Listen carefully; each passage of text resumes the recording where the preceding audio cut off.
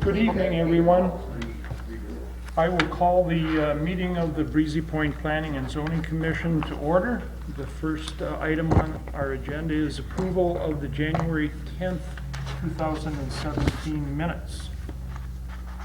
I'll make a motion that we approve the minutes from January the 10th. Do we have a motion? Do we have a second? I'll second that. We have a motion and a second. Discussion of those minutes. Any discussion? No. Okay. All in favor of that motion, please say aye. Aye. Opposed, the same. Motion passed. City Council Liaison Report. Councilman Maroney. A few things to report on that you guys might be interested in. The White Birch 6 paving project has been given the green light, so we're going to be going forward with that. And then also, the city will be purchasing a tax forfeited lot in the campus area here to the city campus. It's part of their comprehensive plan to purchase those lots as they become available, so we're going to move forward with that. That's about it, unless Joe can think of anything else. No. Perfect. Any questions of Mike? We'll move to the next agenda item, which is open forum number 1. I should point out that everyone will have an opportunity to speak to the conditional use permit application during the public hearing on that item, but would anyone like to speak at this point during open forum number 1? If not, we'll move to the next agenda item, which is public hearing to consider conditional use permit application 17-01, Mark Shove and Christina Chisholm, 29235 Piney Way, Breezy Point, Minnesota, to construct a 1,620 square foot accessory structure, 15 to 20 feet in height, zoned residential 2. We will open the public hearing to hear any comments on that application. Gary. Before you get into the applicant or the public presentation or the public comments, I would suggest that maybe the applicant who is here give you a short synopsis of what he's proposing. Great. And Mark, would you be willing to come up to the microphone and maybe introduce yourself? I've already stated your address, so you don't have to do I'm that. Mark Shove. I live on 29. Can we get you to the microphone, please? My name's Mark. I'm from Breezy Point here. I live on 29235 Piney Way. I moved there last September, purchasing the property from Debbie Nesdick. Previous to that, I lived on 6798 Nickel Road, just right behind the school in Breezy. We're here to try to get a conditional use permit to construct a second garage for, say, a toy box type deal thing. I don't know, I guess that's all we got. We're putting it to the south of our house now, so it'll be on the property line to the south. So everything to the north towards Dollins and that way would be unaffected by it. Could I just see while you're still up here, Mark, Sure. if anyone has any questions Sure. of you? Peggy? I do have a couple questions, and I don't know if this is the right time to ask them. I noticed on the application, there's 2 different addresses. One says 29235, the other one is, I don't know, 29325 or something. Was that just a? That's not ours. We're 29235. Okay, so on the application, that's what it should say. Yes. Because one time it says it's the right address, and the other time it's a different address. It must have been a typo. Okay. I have a question. Do we want to ask the questions now about the petition itself, the application itself, or do you want to do that later? Report first. Jerry, if it's a question of Mark, this would probably be the appropriate time. I think you can do it any time. Okay. Maybe opening that up after, maybe I should do the staff report Sure. first Okay. and then go from there. Thank you, Mark. Yeah, no problem. Thank you. Okay, we'll entertain comments from Jerry, staff report We'll have first. staff report. Oh, you want staff report now, okay. The applicant, again, is Mark Schaub and Christina Chisholm. Property is 29235 Piney Way. The property is zoned R2. The section of the zoning ordinance that's appropriate is 153.032. The request is for a 1,620 square foot accessory structure, 15 to 20 feet in height. I should state right away that if in fact the request was for a 1,620 square foot structure that was 15 feet or less in height, it would not even be here this evening. The request is for something that is higher than 15 feet, therefore it falls in the category of a conditional use. The application is submitted, the applicant has submitted a conditional use application for a proposed structure that has a height of 19.4 feet to the midpoint of the highest gable and 25 feet to the top of the ridge, which is greater than the 15 foot that we stipulate. Again, the zoning of the property is R2. R2 allows for accessory structures up to 2% of the square footage of the total parcel, or a maximum of 5,000 square feet. So the square footage is within the acceptable range within the zoning ordinance. Again, the conditional use for consideration is for additional height. We are told that the garage will be used for personal purposes and the lot for additional storage. We find that the use of the development is appropriate conditional use in an R2 zone. The conditional use with conditions conforms to the comprehensive land use plan. The use with conditions should be compatible with the neighborhood, and the use should not be injurious to the public health safety. The applicant has filed the appropriate application, has paid the appropriate fee. Notices have been sent to all property owners within 350 feet. Holding a public hearing this evening.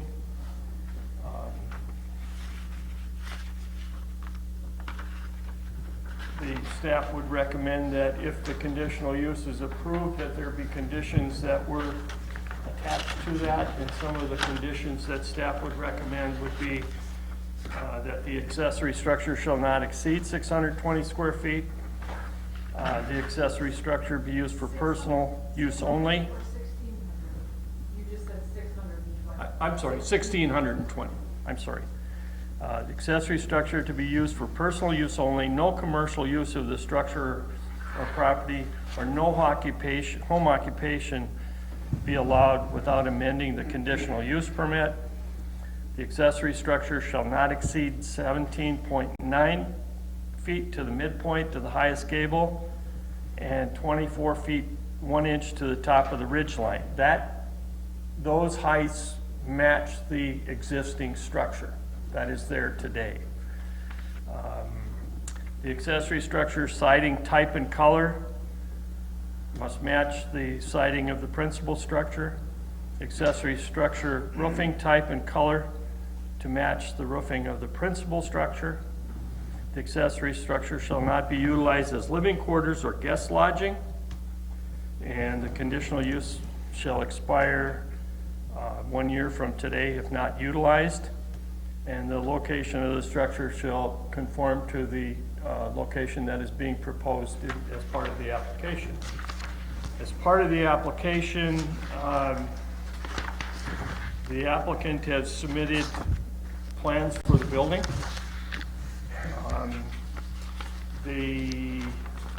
Also included in your package are some pictures of his existing structure, so you can kind of get an idea that I think they're trying to blend both structures together. With that, I would suggest that you open the public hearing to public comments. Could I ask quickly if commissioners have any questions of you, Jerry? Sure. Peggy? I don't have any questions of you. I have some for Mark. Should we do that after the public hearing or before? I think you can do it at any time, and you know, I'm sure some of the neighbors may want to speak to the issue, and you might want to hear them first Okay. and ask the questions. Peggy? Same thing, I'll wait till we hear the neighbors speak. And I apologize. We will finally get to the public statements. Would anyone like to come up to the microphone and make a comment? If you do, please introduce yourself and give your address. My name's Dean Dalzell. Our residence, or I should say our lake residence, is 29278 Piney Point. And I just wanted to first say, I guess I'm happy to see a few neighbors here, knowing full well that there's a lot of people that only come up on weekends and only during the summer. So I'm happy to see that there's a lot of interest and concern from our neighbors to see what's going on. Second, I guess I wanted to just say I can understand Mark's desire to build a garage to house his toys. I'd probably like to do the same thing if I had the space. My only concerns, and I guess I'm going to probably reiterate what Jerry had mentioned, would be the non-commercial part of it, and then also that the structure match the existing structure on the house or on the lot. I guess those are my two biggest concerns that I can think of. So I don't know if I had to reiterate that or not, but that's how we feel about it. So that's all I had. Thank you. Thank you. Anyone else? I have a question, and I don't know therefore if I need to come up and introduce Why myself. don't you? Yeah, introduce yourself. And I am Diane Dalzell, wife of Dean, address 29278 Piney Point. My question is, although the intent is that he does not use the garage or building space for commercial use, is he able to use it for storage of business things? I mean, meaning, I know, Mark, you have two businesses in town, correct? Automobile and roll-up? Tina has a roll-up, yes. Is it possible that storage of any equipment or anything from work would be able to be utilized in that building? And if so, I guess I have a concern about that. maybe we could start by asking Mark. Our intentions weren't that, Okay. but it's just a normal, it would be like a large size pickup that would go inside if it went in there. I mean, Okay. we put it in the car wash now in town because it's, salty and crappy, so. So it's your personal transportation, Mark? Yeah, not pickup, just okay. toys, boats, pontoons, jet skis. Okay. Mhm. Like stuff. I can't say that we never put it there, but she's never had her truck overnight since we lived there. Just because her home base is, out of my shop, so. Jerry, would you like to respond to that question? It's kind of a fine line. If in fact somebody were to drive their work truck back and forth from work to the home and park it in the garage, I don't think we can do anything about something like that. But if in fact we saw that there were roll-offs and those type of activities going on, that would certainly trigger the city to investigate the issue. If in fact that were going on, we would ask that operation cease. If it didn't, then I think we would be looking at some type of legal recourse to make sure that the garage or the property maintains its residential character and use. Now, I do know that from conversations that I've had with some of the residents, some of them here and some of them not here, That seems to be the biggest issue here, is that there is an assumption that because the building looks, or is proposed to look kind of like what the building looks in Pequot, and there's business in Pequot, that it could come here. I think those are assumptions that aren't necessarily always true, but that does, I think it's underlying in people's concerns. One of the things that I've heard also being a concern is, why do we have 12-plus height garage doors in a residential neighborhood? I think those are type of the questions that should be answered by the applicant rather than myself. But our concern is that it maintain a residential use and a residential character. And I think if the conditional use is granted, those would be some of the conditions that should be attached to the conditional use permit. Would anyone else like to make a comment?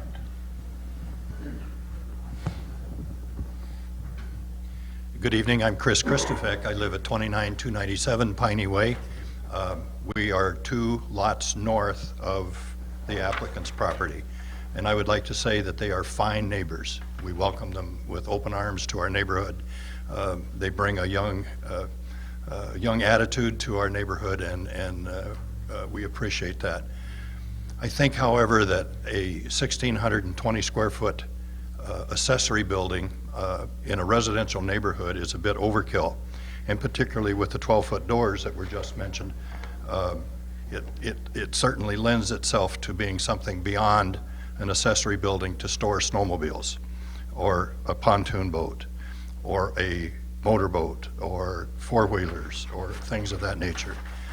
We don't need a 12-foot door for that, and we certainly don't need a 20-plus foot high peaked roof in this neighborhood. About 20 years ago, Tina and her dad built my house and appeared before the Breezy Point Planning Commission for a 6 square foot variance so that we could build our home with the appropriate setbacks from the water on the piece of property that we own, and were denied 6 square feet. So I'd like for this body to consider too the residential attitude of the neighbors of the neighborhood, and I would also like to add that several of the neighbors are out of the country. Some are on vacation and would like to. Our immediate neighbor is on vacation in the Caribbean, would like to have been here this evening. Others are out of the country and can't be here. So I think the attitude that has been expressed so far, and mine certainly, is the same as the rest of the neighborhood. Please be considerate of our residential neighborhood. Thank you. Anyone else? It's real hard to hear this. I hope I'm not here too soon. I have some concerns. Can you state your name and address for the record, please? I'm sorry. Your name and address? Jim Henderson, 29287 Piney Way. Thank you. What was I saying? I've lived there 40-some years. I also had the home of quarters before that, so I've lived in that area for close to 50 years.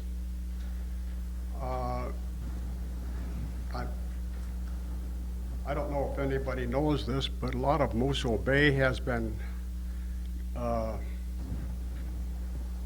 they have dragged it out to, I forget the word to use.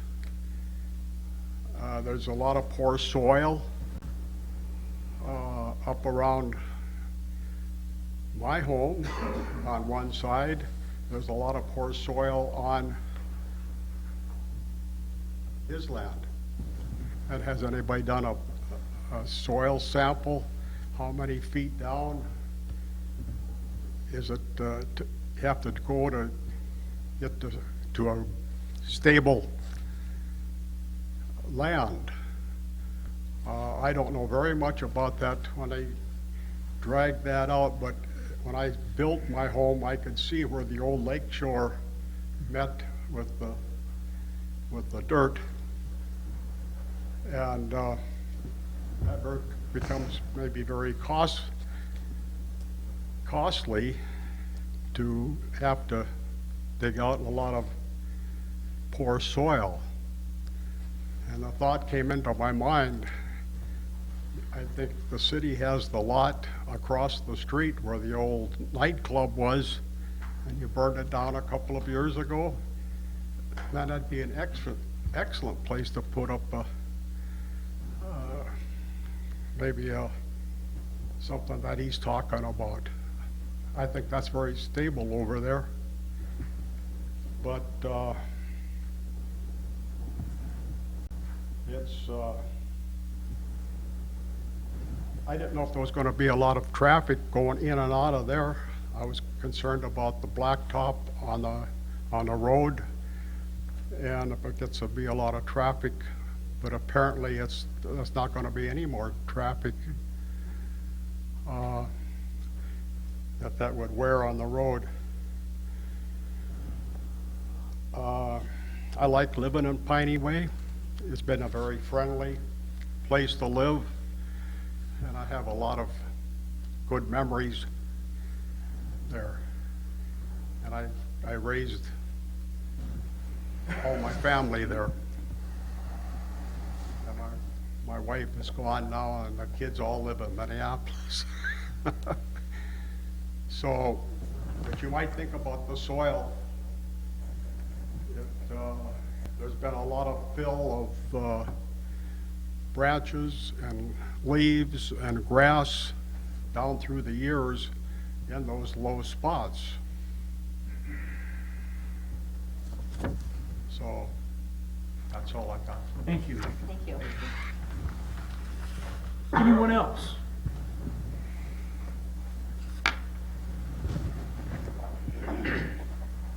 I'm Keith Dolan. I live at 29254 Piney Way. And I live right across the street from Mark, and next to Mary, and the Denzels. And I don't see that there's any problem with him building this thing.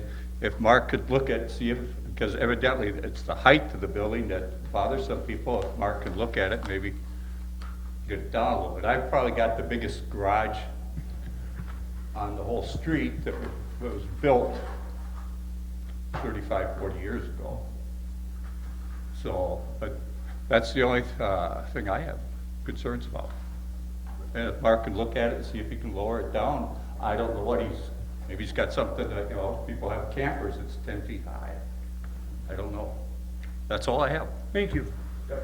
Anyone else?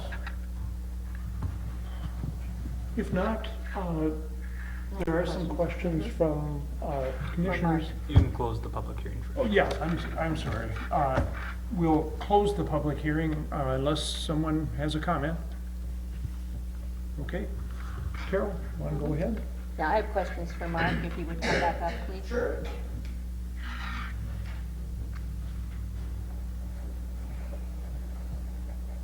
Well, first I'll say, like Peggy, I was a little confused with the two different house numbers for your application. But also on your application, it says a 36 by 45 garage with a loft above. Yep. But your plans that you submitted show a 49 by 36 garage. That's not correct. It would have been a misprint. I had Doty Brothers Construction write that up, and I believe it's supposed to be 36 by 45. That was the intention.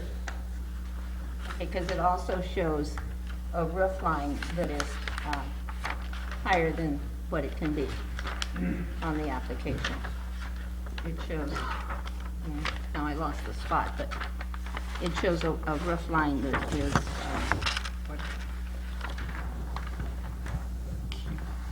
is really difficult to read. Yeah. Keep in mind, Carol, when you're looking at that roof line, we actually measured to the midpoint.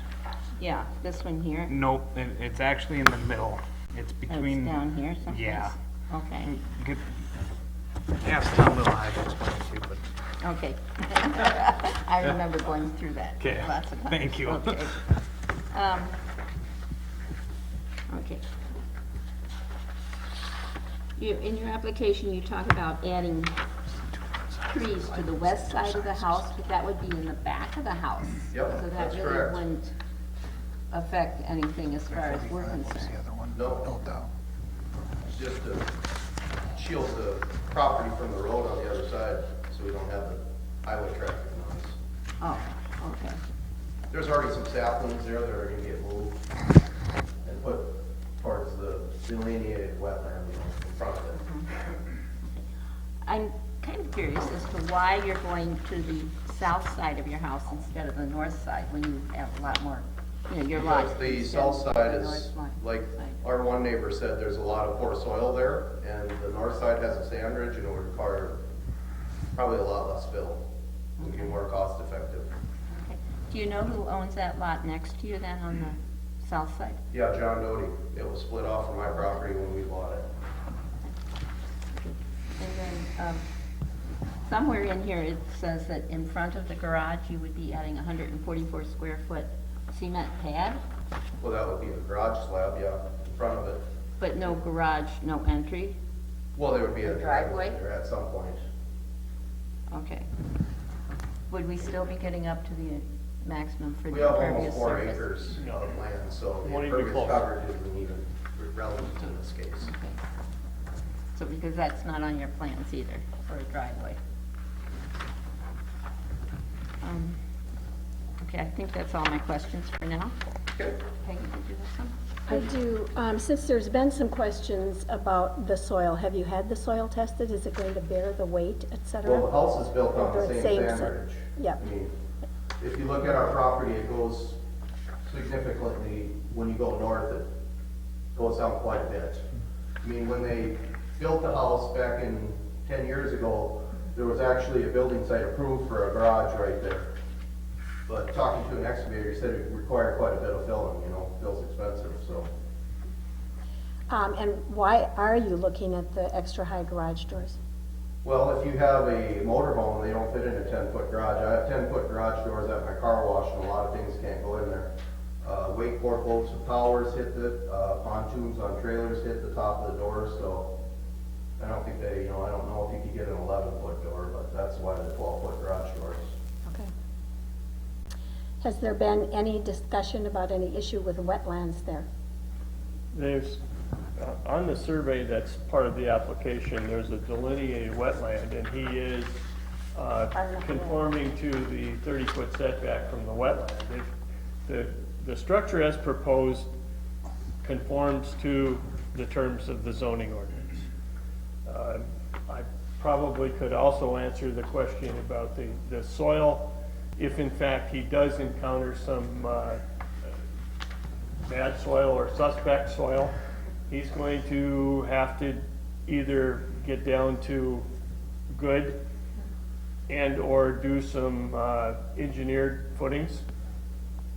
In either case, he will have to meet the terms of the state building code, and that will be something that's taken off by the building inspector. But I think anybody that lives around that area knows that there's some suspect soils, but there is some engineering that is done today that makes it a lot easier than it was 20 years ago to build on some of that suspect soil. I have a question too about the discussion about a loft. You are not planning to use that at all for overnight guests? No. As any kind of, that's going to be just a storage area? Yes, we'd like to put a game room up there. Okay. And so that's why you're looking for the extra height? Well, to get the 12-foot garage doors, you have to go accordingly. Okay. Okay, those are my questions. Okay, thank you. I have one question, Joe, real quick, if I may.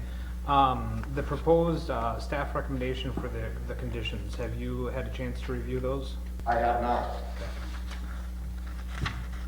And that was just the part that Jerry said, you know, Right. exceeding the 1620 and, you know, no business use and Sure. et cetera. Okay. If there is some concern, as some neighbors expressed, about him bringing in any of his commercial vehicles or equipment, is that something, it says no commercial use of the structure under the staff recommendations. Could that be rephrased to be commercial use and storage? Yes, it can. And that can be part of your action if you so choose. I included 8 conditions that I think were appropriate to the application. There are certainly others that you could add to that too. You know, I think such as screening, or such as maybe you need a hard surface driveway, or those type of things. I think those can be added also if you so choose. I think just because some neighbors did express concern with storage of commercial equipment or vehicles, that it might not be a bad idea to, you know, make that very specific. I mean, would you rather have the big truck sit outside in the driveway? Well, I think the neighbors probably Well, I don't want understand either that, but place. we're asking for a permit for a garage. We could put it in front of our other house or alongside our other property. That's, you know, that would be the other option. Like I said, we keep them in Pequot now, but, you know. I think, you know, I'm listening to what the neighbors are saying, and most of them are concerned about keeping the residential character, and that sort of implies they don't want a lot of work equipment around the area. Well, we're talking about pretty much an oversized pickup. Right. Yeah, oh, no, I'm not talking about the pickup. I'm talking about deciding to bring in any other equipment that you may have. Well, her that's for business commercial. can consist of boxes and a truck. Okay, So, I mean, when you build a house, you get one of those boxes there. right. So that's what her business is all about. Any other questions of Mark? I have none right now. Carol? Not right now. Thank you, Mark. Yep. We'll move to the next item on the agenda, which is official action on this conditional use permit. Before I entertain a motion, I would like to take the commission through the findings and considerations as we usually do. And I'll try to do that as quickly as I can, but I'll read through the findings that must be met. The use or development is an appropriate conditional use in the land use zone. The property is zoned R2, and the request is appropriate under section 153.032C period 3 period. The use or development with conditions conforms to the comprehensive land use plan. The use with conditions is compatible with the existing neighborhood. The use with conditions would not be injurious to the public health, safety, welfare, decency, order, comfort, convenience, appearance, or prosperity of the city. And the following must be considered.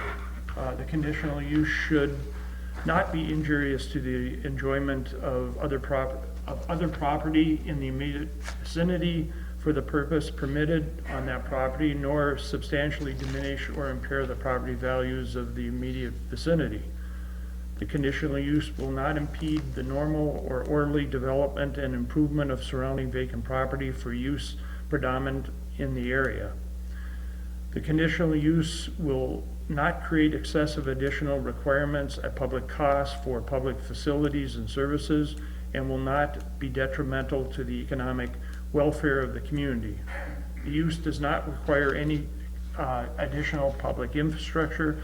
The conditional use will promote and preserve the Northwoods character of the community. The conditional use will have vehicular approaches to the property which are so designed not to create traffic congestion or interference with traffic or surrounding public thoroughfares. The proposed use is in keeping with the residential character of the neighborhood, creating nominal additional traffic flow.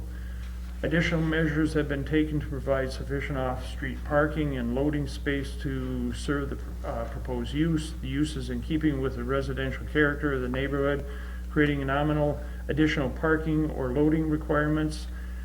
Adequate measures have been taken or will be taken to prevent or control offensive odors, fumes, dust, noise, vibrations, so none of these will constitute a nuisance, and to control lights and signs in such a manner that no disturbance to the neighborhood properties will result. The proposed use is in keeping with the residential character of the neighborhood. No commercial use of the property is proposed as a condition of the conditional use permit. The conditional use will not result in the destruction, loss, or damage of a natural, scenic, or historical feature of major significance. And if not applicable, the conditional use will promote the prevention and control of pollution of the ground and surface waters, including sediment, and control of nutrients. The proposed use is in keeping with the character of the neighborhood.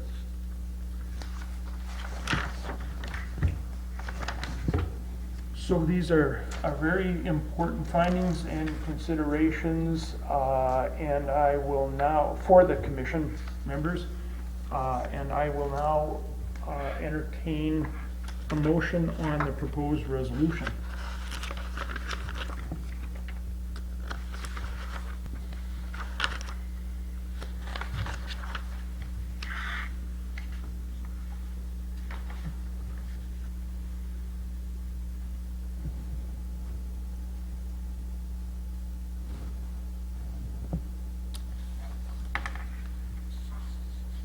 I would move that we move ahead with the conditional use application for approval as Now, it Peggy, stands do you- with all of the staff recommendations. Okay, you talked about a little addition to one. Do you want to include that in your motion? If we are assured that there is no other commercial use that's going to be going on in that structure, I'm fine with it as it is. Okay. We have a motion. Do we have a second? I'll second the motion. We have a motion and a second. Discussion of that motion. Mike, anything to add? I can wait until the end. I have a question again,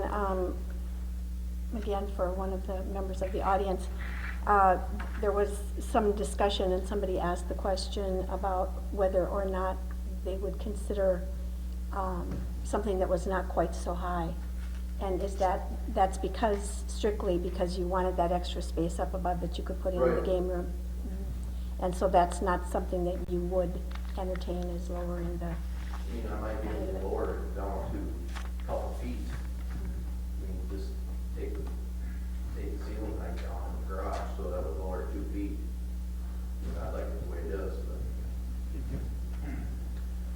Jerry? One of the conditions stipulates a height. That height is not exactly what is in the app, or what was being proposed. That height conforms to the height of the existing structure. It was about 2 feet more that was being proposed. This one, the condition that's in here, makes it conform to the existing structure. So it is a little bit lower. So it's lower than what it actually shows. And just to clarify for Mark, just to make sure you're following along with the proposed that you had put together, the midpoint of that height was 19 foot 4 inches. With our conditional use permit filing is you would not be able to exceed what your existing structure is at, which is 17 foot 9 inches. Okay. So it is already, just to point out, it is already mandatory that you do have to drop it to meet that stipulant.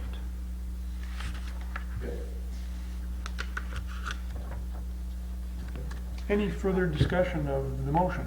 I have a question for Jerry. So the plans that he submitted do not really show what the building can be. Does he have to submit new plans before they start construction? We would get new plans with the building, with the building permit application. Okay, That would show that, or we would review that to make sure that it conforms to the conditions that are here, or that are being proposed tonight. I guess that's as far as we can go at this point. Yeah, if you pass this resolution, you've set conditions that he has to conform to if he wants to go over 15 feet. If he comes back and thinks about it and says, well, I'll just bring it down to 15 feet, the conditional use permit isn't being used, and he can just apply for a building permit. okay. And that was, one thing that I was just gonna point out is, anything under that 15-foot height would be an allowed use. They wouldn't be here tonight, they'd be able to start construction as soon as the ground was able to, and they'd be able to move forward with it. Already, we for the conditional use permit is he does have to match the current height structure of his primary structure, which again is at 17 foot 9 inches. So that will already be taken down from what the proposal was. And again, it could be a much larger structure, up to 5,000 square feet as our current ordinance is written. As long as he met underneath that 15 foot, none of this would be in front of us today. So that's always a capability of what can be done with our current ordinance. As Jerry had mentioned, if he does come back in with a new plan that is underneath that 15 foot, it could be certainly larger than the 1,600 square feet with our current ordinance. But with the motion on the floor, if he does redesign it and still meets the 17 foot 9, he can only still put up to the 1,620 square feet with that. And again, a conditional use permit is something that's permitted just with conditions placed on it. That's why it's here in front of you tonight. You talked about if he were to lower it to the 15 feet, then it would not be a conditional use, that's just a regular whatever. Does it still meet the requirements though of having to match siding or similar look? I don't believe that's in our ordinance, but I'd refer to Jerry. I believe it has to be similar color and Okay, yeah. that type of thing. I just didn't know if it totally bounced off the. Yeah, I think we put matching colors or earth tones or Yeah. whatever. Yeah, there's something in there that we can't go from green to red and call it a Christmas holiday street.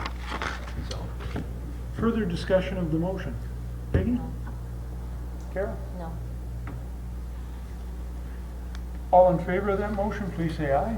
Aye. Aye. Opposed, the same? Motion passed. Mark, thank you for your presentation and your patience and your answers to the questions. Thank you all for your comments. Very helpful. Next item on the agenda is discussion of wetlands setback. Gary, you want to lead us into that discussion? No. Jerry, would you lead us into that discussion?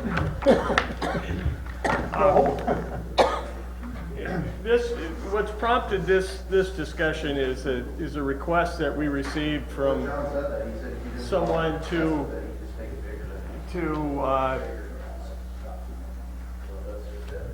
construct a structure that was closer to a wetland, and it basically was a request for a variance. When I reviewed the survey and the wetland delineation and the building envelope on the survey, it was very apparent that the structure could be built within the building envelope to conform to the ordinance. That really there wasn't any need for a variance, or there wasn't a variance that was warranted, because he could conform to the ordinance. The question was, I'd just like to be further towards the wetland. My discussion was if that's the case, and we continue to have these requests, maybe the ordinance or the setback requirements are wrong, and maybe that, we should discuss that rather than looking at individual variances here, there, and everywhere. That it might be better to look at the ordinance and say, is the ordinance right, is the ordinance wrong? Brings us to this evening. Are we comfortable with the 30-foot setback from a wetland, or should that be something that is reduced, or should it be even actually made larger? I think that back in 2016, when we redid the ordinance, or redid some sections of the ordinance, we looked at specifically the requirements for, or the setback requirements from a wetland. I think the commission at that time felt that the 30-foot setback was an adequate setback. There was a provision at that time, or previous to 2016, whereby in a new subdivision, you had to be 75 feet from a wetland. It's pretty apparent that when the ordinance was done and when the comp plan was done, that preserving wetlands and water quality was a big factor in their thinking. But the compromise was basically, let's take the 75 down to 30 and live with that. Now we're having another discussion about that, and I don't expect that, this discussion is, I expect that this discussion is probably going to take on some more discussions when the rest of the planning commission is here, but I think it's a way to bring you up to speed a little bit and get you thinking about it. And, where do we go from here? I'm mystified, and I always have been, at why Crow Wing County is only 15 feet. I'm mystified by that. If we have the, generally accepted policy in the lakes area that we want to preserve our water, no matter if it's a wetland or whatever, I'm surprised that Crow Wing County has that setback, especially since the communities certainly around us don't have the 15 feet, they have 30. And, I guess my opinion, and especially after reading this article again that you gave us, that kind of discusses the value of a wetland for every reason, from flooding to, species that inhabit the wetland. I would not be in favor of changing this up to 15 feet, the 30 feet to 15, definitely not. Well, I would be more in favor of extending it to, say, 50 feet. I would go that Kind of direction. halfway between the 75 we had and the 30 now. I think one of the issues that concerns me about a lesser setback than the 30 feet is that if you put a structure very close to a wetland, or say 15 feet or whatever, I think over time the wetland disappears. I think that's just natural, that wheelbarrow by wheelbarrow and shovel by shovel, it gets filled and it becomes a non-entity. Especially if you have a patio right there or something like that, we end up having those discussions about the bugs and whatever. And how do I get rid of the bugs? Well, it's easier to fill the wetland than it is to spray for the bugs. I think just human nature is that it causes those things to deteriorate and leave. Mike, you? It's interesting, as Peggy even pointed out, it's interesting that Crow Wing County went down the 15 feet, and it looks like Cross Lake went on with that. You don't have any inkling of, if you reach out to anyone, why they went that way? Was it due to lakeshore properties that were non-saleable, I do not have any Okay. reason for it. Sometimes it just depends upon who's preparing the ordinance at the time. I do believe that when you look at the comp plan, there was some water quality issues, and definitely preservation of wetlands is a water quality type situation. Well, and it's, you know, we're gonna get variance requests, we know that. We've had some already, and we're gonna continue to get them, because there was such a long period of time where there apparently weren't any restrictions at all. You just put your piece of building wherever you wanted to, or certainly ignored what restrictions there were, and I'm sorry for that. We can't go and tear them all back down, but we probably don't want to keep adding to it either. And that was one of the reasons why I thought we should have this discussion, rather than looking at individual variances and maybe the ordinance is wrong, or maybe it's right, but we should be able to say to the applicant or the person that we think this is the right setback, and you do have the ability to build your structure on your property within that, within those confines of the ordinance, and variances aren't just granted on a willy-nilly basis. There's got to be some reason for it.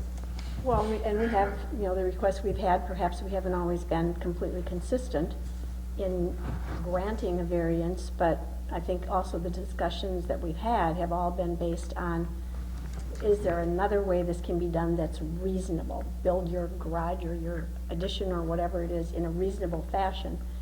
And probably when we've granted it, it's been because it would have been perhaps bordering on unreasonable. I think, you know, the reasons for a variance are, you know, mitigating circumstances. It's not necessarily just because I want something. Yes, yes. Yes, sir. Can I ask a question, and maybe it's to Jerry? What is the difference between a high water mark setback and a wetland setback? That's a good question.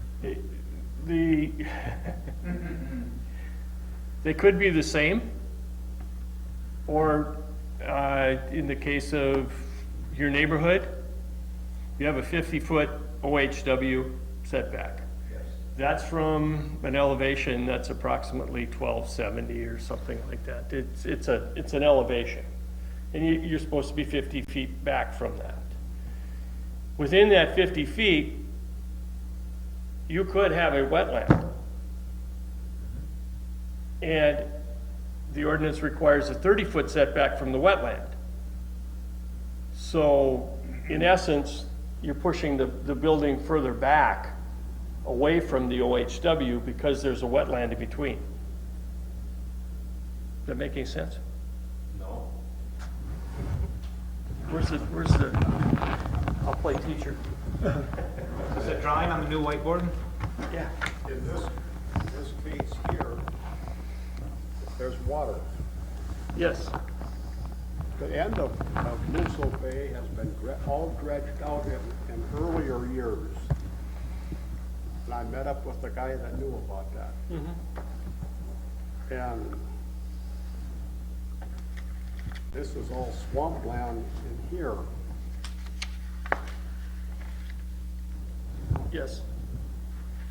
And there's an old dirt road over here. But over here, it's pretty wet. Why don't you let Jerry draw his thing here?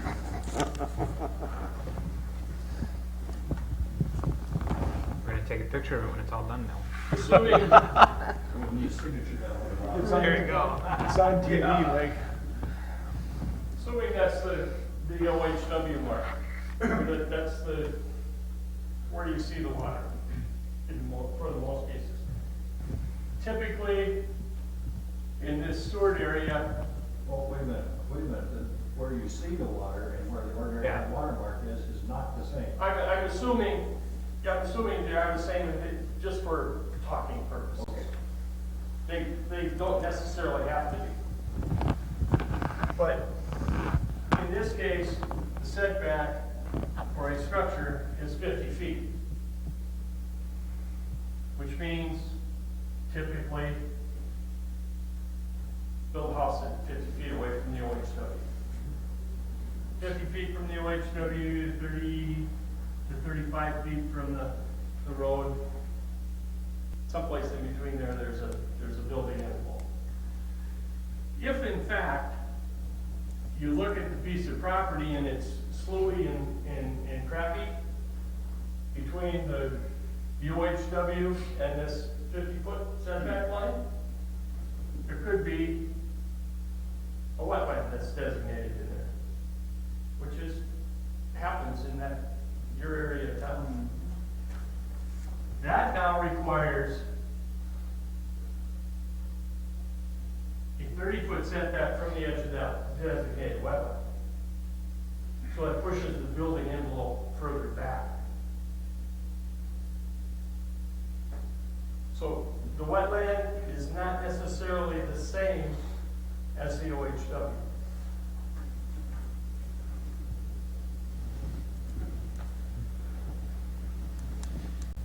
So and every property is different, and especially in that area along County Road 4, you find wetlands that are in between that OHW, and it pushes the structure back further. So are there any other buildable lots along County Road 4? Absolutely. Yes. There are a couple. There's a couple that were just sold. But before we, and people ask this question to me all the time. And it was especially apparent when the lots were tax forfeited, and the county had a tax forfeited lot sales and all this kind of stuff. Got tons of questions about it. And my response basically is you gotta, it depends upon the survey, it depends upon the OHW, are they buildable? Depends upon the survey, it depends upon the OHW, and get a wetland delineation done to make sure you do have a building envelope that you can build on. That's the response. Now there's a property that is down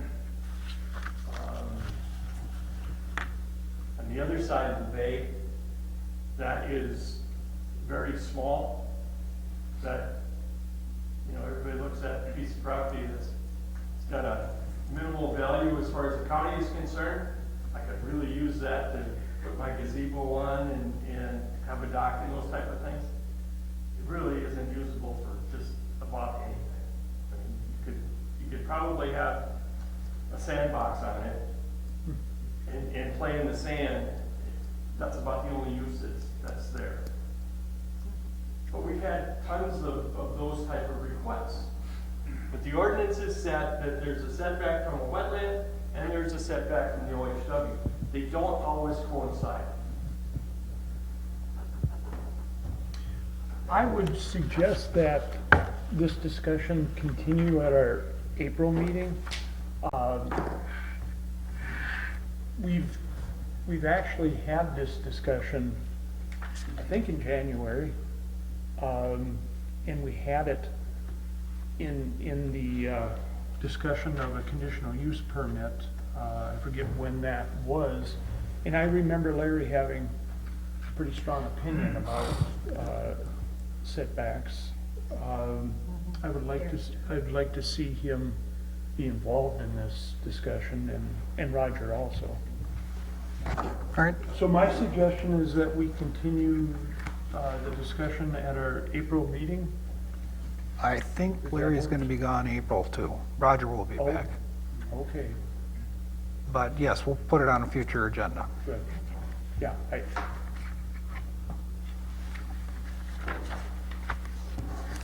good.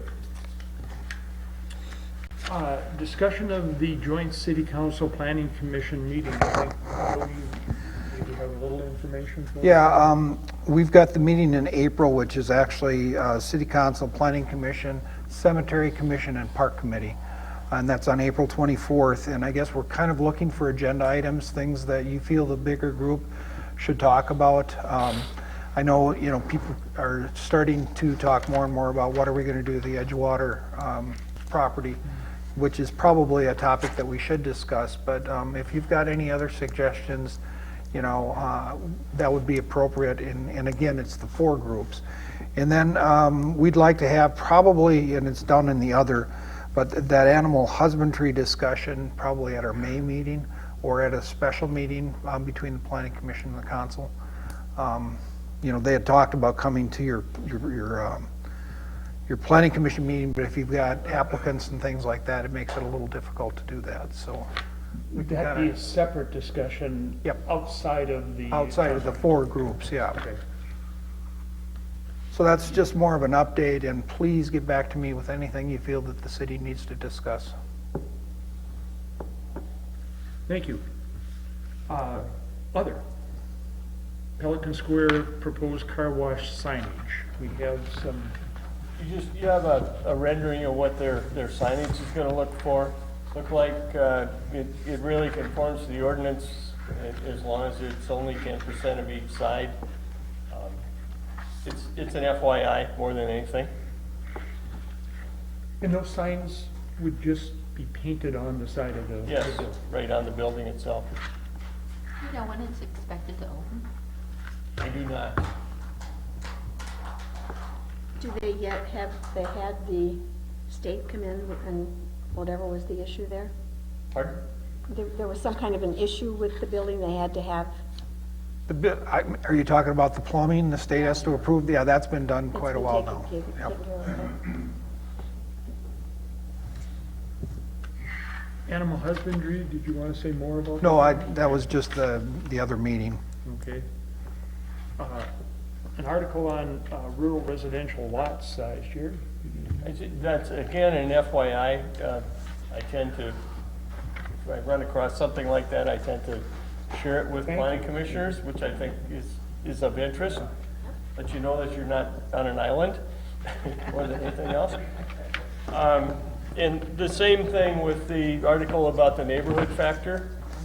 I think the intent was to say we have to look at projects based on the ordinance, and sometimes emotions play a role, but we have to rely on the ordinance to make some decisions. Which is why we want the ordinance to be written well. Right.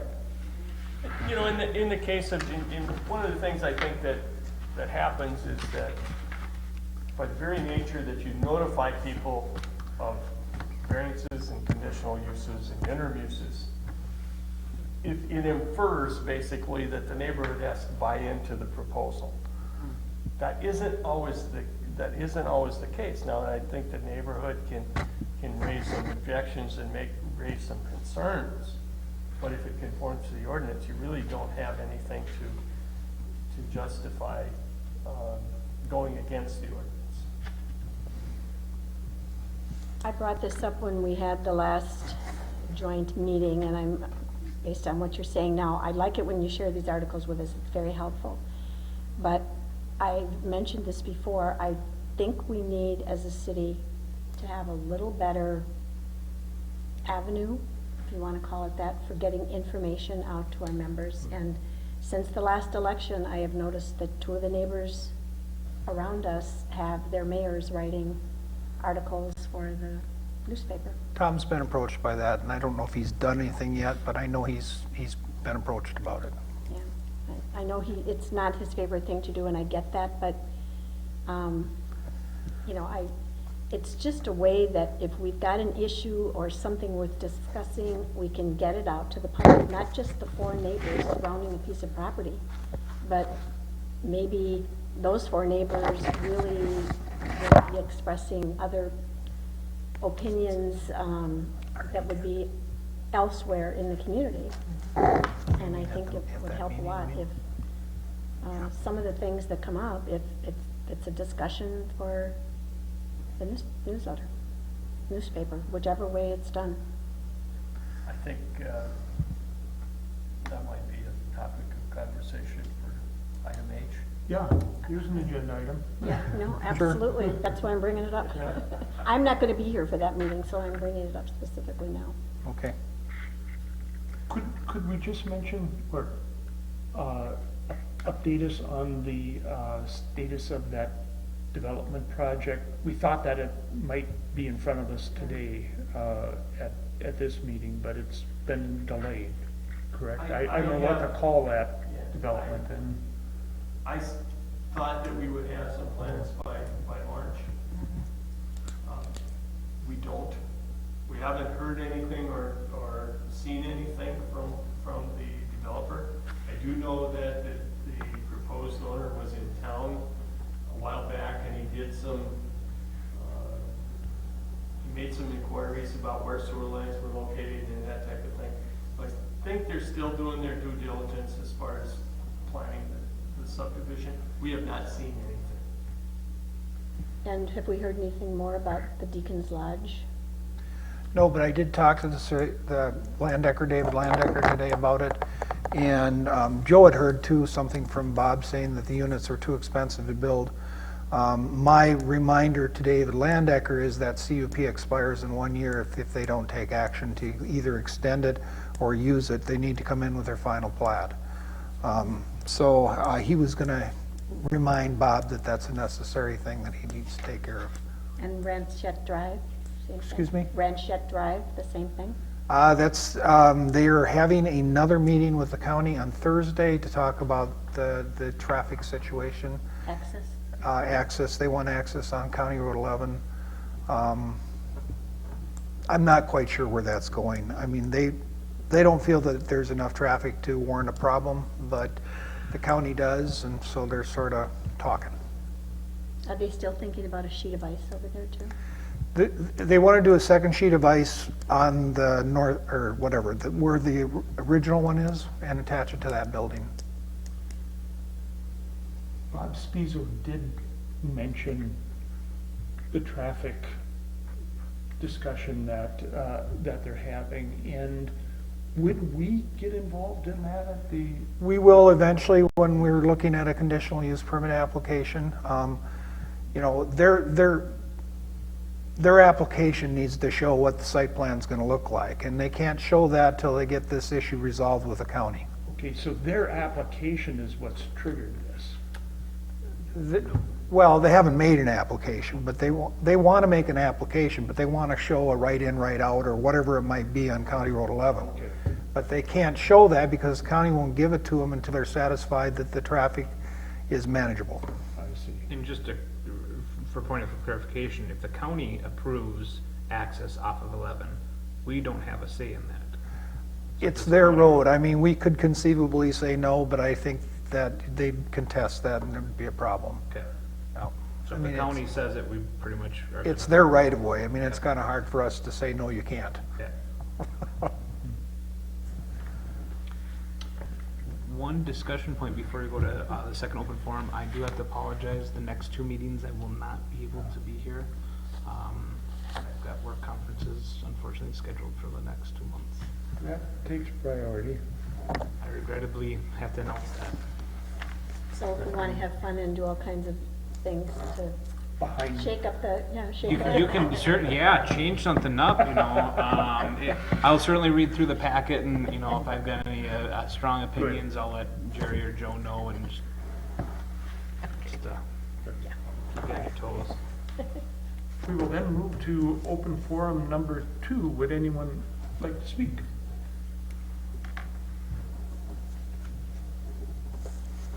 You would introduce yourself and your address. Morning Wallers, 8871 Birch Lane, Breezy Point, Minnesota. I think Peggy's onto something, and I'm onto something too, but I'm going to elaborate on it a little bit. Somewhere along the line, we need to sell our city, we need to show our city, and if it's a marquee or something, computerized, operated, whatever, get the events that are going on in the community. I don't know where we're going to put it, but somebody's got to figure it out, and that's what we got a planning commission for. So you go down and you drive around the roundabout at Nisswa, and you got this great big Nisswa sign with flowers and everything around. Hey, that's striking. I like that. You come in out of Pequot here, and you come across 371. There's a big sign. What's going on up at the school? Something's going on. We know what's going on when we drive by them things. We come by the commander, there's a little one up in the sky there, and I don't know who controls it, but How about Breezy Point stepping up to the plate and do something about that? Let's get the community involved and informed as to what's going on in our town here. That's my comment. I hope you look at that. Thank you. Love the comment. Yeah. Yeah. It still amazes me that there are people who make this comment to me.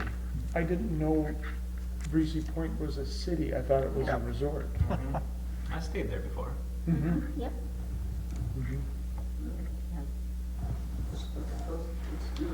You know, just the funny story is I told somebody I lived in Breezy Point, or city council in Breezy Point, and they said, why would the resort have a council? You mean a board? I'm like, oh boy. Oh boy.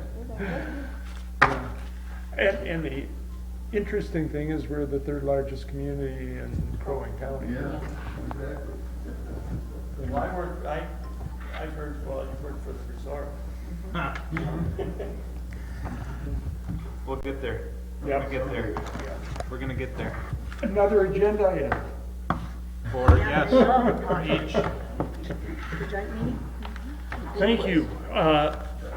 We will then close open forum number 2 and adjourn the meeting. Thank you, guys. Thank you.